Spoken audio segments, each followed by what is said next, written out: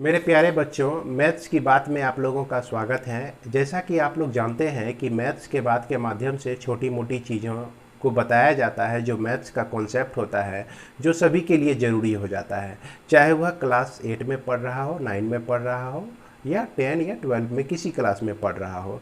यहाँ तक कि कंपटीशन के भी स्टूडेंट के लिए ये भी बहुत ज़रूरी हो जाता है। पिछले मैथ्स की बात के माध्यम से हमने आप लोगों को बताया कि ट्रायंगल कितने तरह का होता है, ट्रायंगल का आधार बांटने का क्या क्या होता है, इस चीज़ों को हमने बताया था। आज हम ट्रायंगल और उससे रिलेटेड एरिया के बारे में डिस्कस करने जा रहे हैं।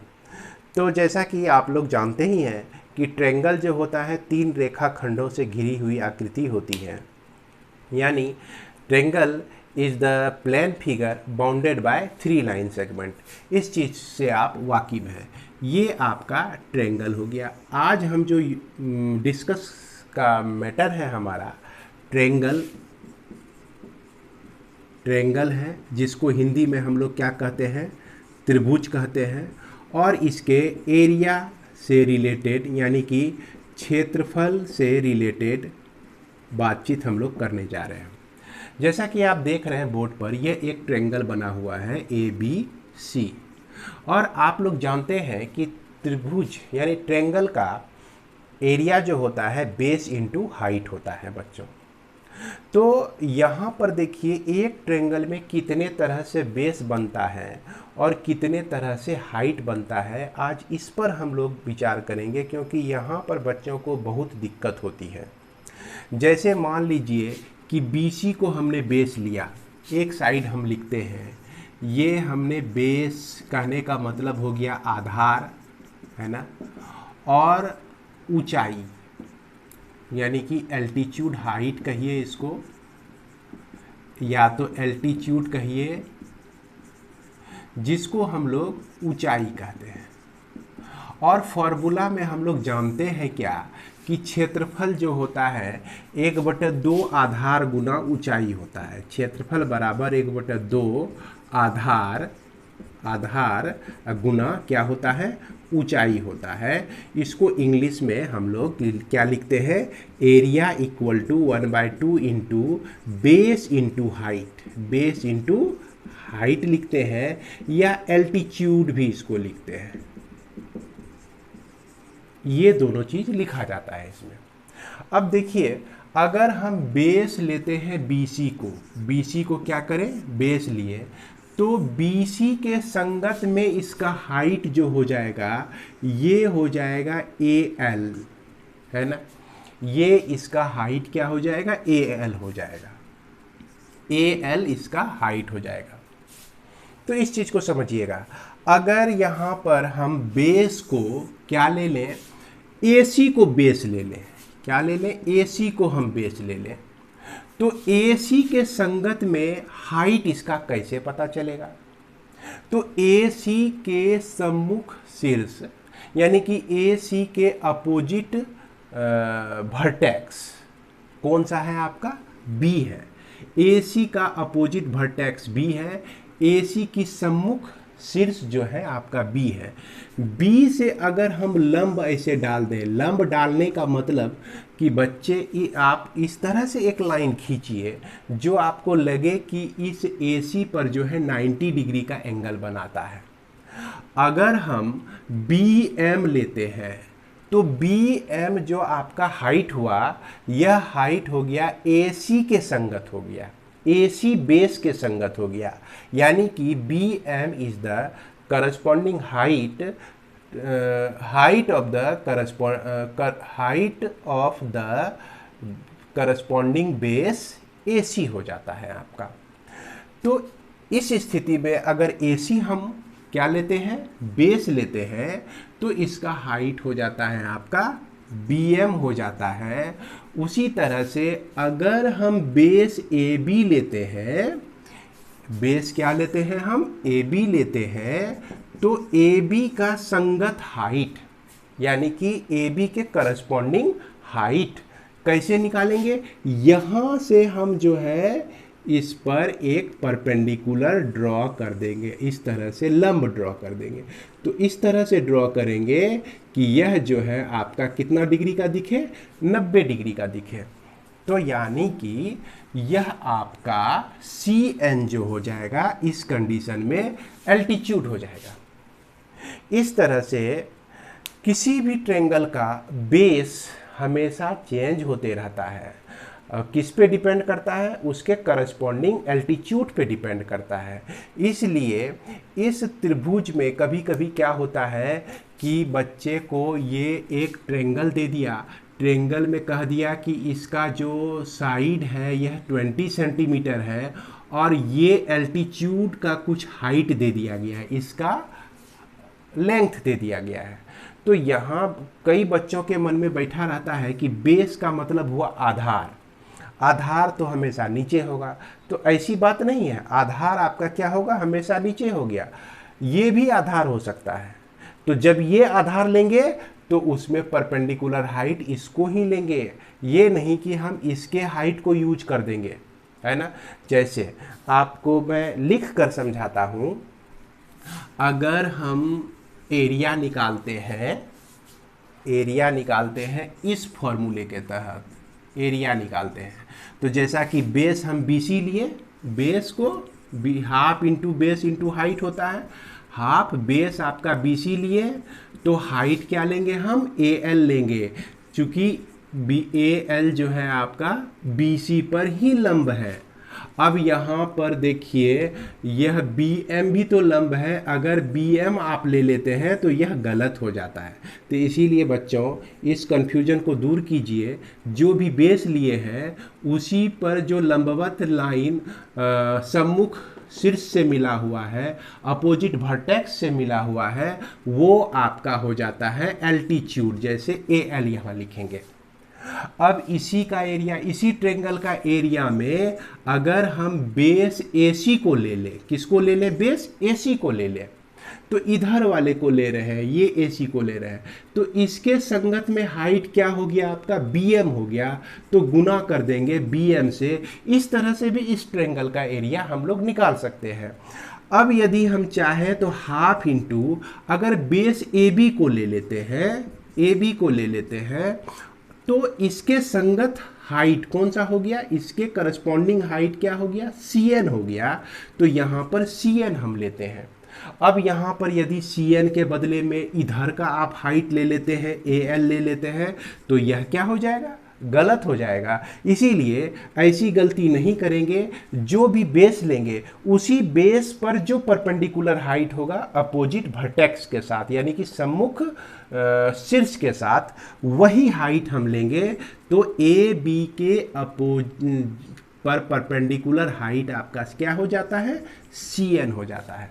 तो या इस तरह से हम ट्रेंगल के एरिया को इतने 3 तरह से कंसीडर कर सकते हैं, तीनों तरह से निकाल सकते हैं। जो हमको मिल जाए उसी को हम अप्लाई कर सकते हैं ट्रेंगल का एरिया में।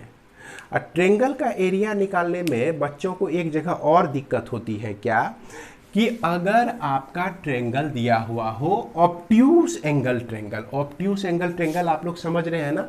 ऑब्ट्यूस एंगल ट्रेंगल का मतलब होता है अधिक कोण त्रिभुज। तो जैसे देखिए बच्चों कि ये आपका एक अधिक कोण त्रिभुज हमने बना दिया है ना।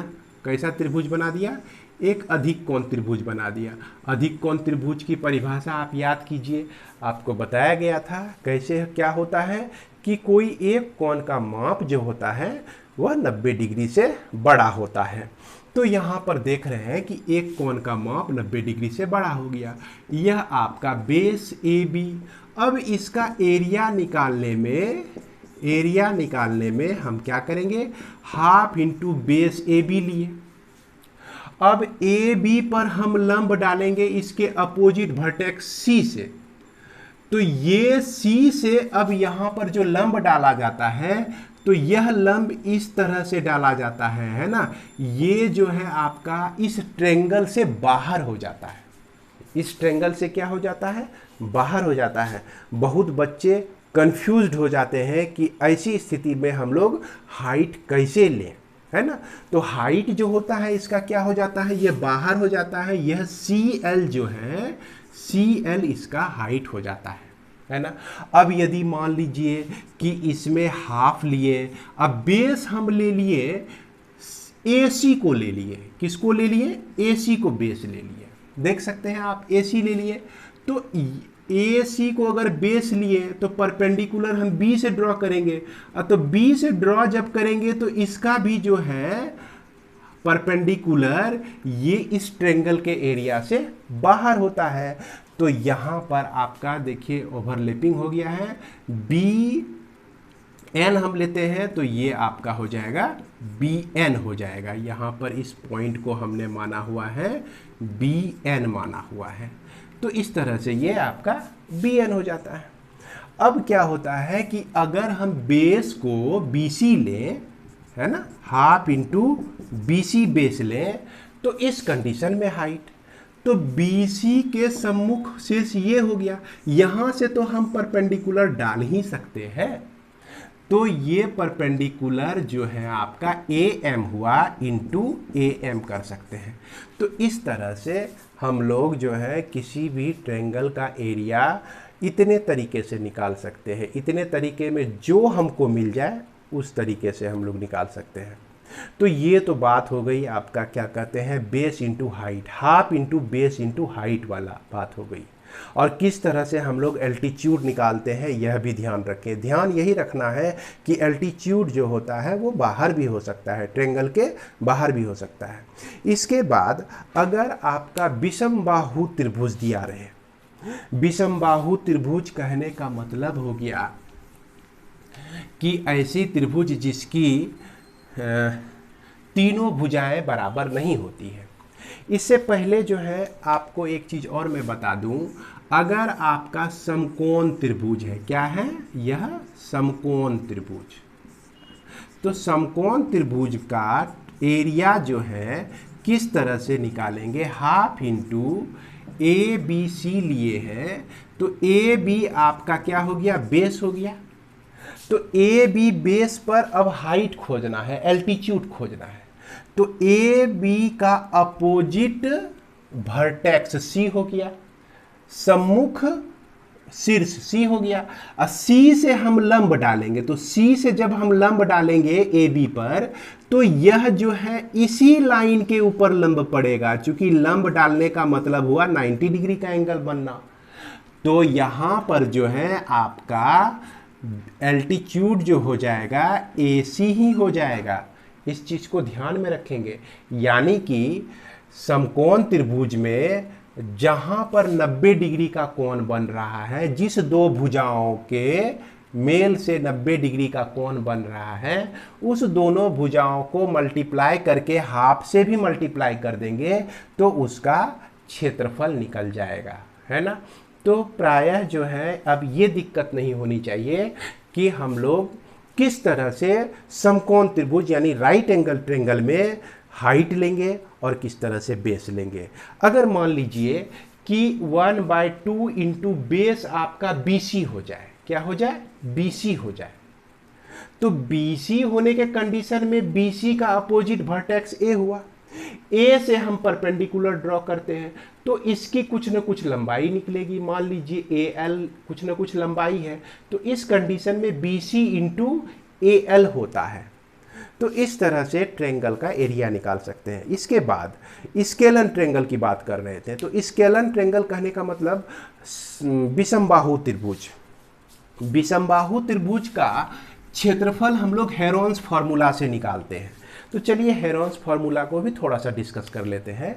मान लीजिए कि यह एक ट्रायंगल है, तो ट्रायंगल का नाम ABC ये वर्टेक्स को डिनोट करता है। अब देखिए कि B, शीर्ष B के अपोजिट साइड जो है आपका AC है, AC की लंबाई को हम स्मॉल b से डिनोट करते हैं। अब पूछिएगा कि B से ही सर क्यों डिनोट करते हैं, देखिए इसके सामने B है, कैपिटल B है, तो इसको स्मॉल b से। अब यहाँ देखिए कैपिटल A का वर्टेक्स है, तो इसकी लंबाई को स्मॉल a से डिनोट करते हैं, है ना। इसकी ये आपका कैपिटल सी है जो कि वर्टेक्स है, इसके अपोजिट साइड ये एस ए बी है, इसकी लंबाई को हम किससे डिनोट करेंगे, स्मॉल सी से डिनोट करेंगे। इसके बाद हम लोग, यह कैसा ट्रेंगल है, स्केलन, यानी कि इसको विषम बाहु त्रिभुज कहते हैं, है ना। और इसमें हम क्या निकाल सकते हैं, एस निकालते हैं, S equal to A plus B plus C by 2 निकालते हैं, यानी कि ए बी सी जी जो लंबाई दी गई है उसको हम 2 से डिवाइड कर देते हैं।